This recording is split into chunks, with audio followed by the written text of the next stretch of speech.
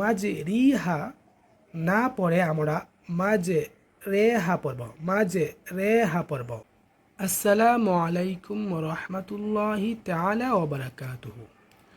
আমরা যারা কোরআন শরীফ তেলাওয়াত করি, কোরআন শরীফ তেলাওয়াত করার সময় একটা ভুল করে থাকি। কোরআন শরীফে একটা শব্দ আছে যেখানে ইয়ামালা করতে হবে, কিন্তু আমরা না জানার কারণে ইয়ামালা করি না।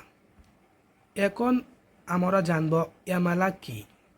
ইয়ামালা হলো আলিফ ও ইয়ার দরমিয়ানি অবস্থায় এমনভাবে পড়া যেন ইয়া হরফের বেশি নিকটবর্তী হয় এবং বারিক হয়।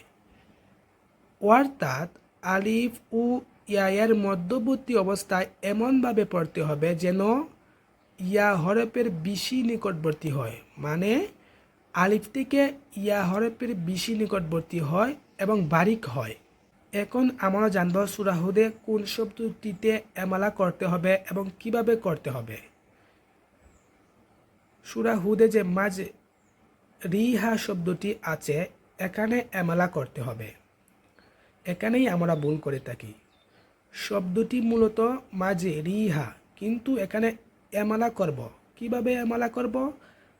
মাঝে রিহা না পড়ে আমরা মাঝে রেহা পড়ব, মাঝে রেহা পড়ব। অর্থাৎ মাঝে রিহা না পড়ে মাঝে রেহা পড়ব, এটাই এমালা। এবং ইমাম হাফস রহমাতুল্লাহ আলাইহির মতে সূরা হুদে যে শব্দটি এসেছে, এই শব্দটি ছাড়া অন্য কোথায় এমালা হবে না।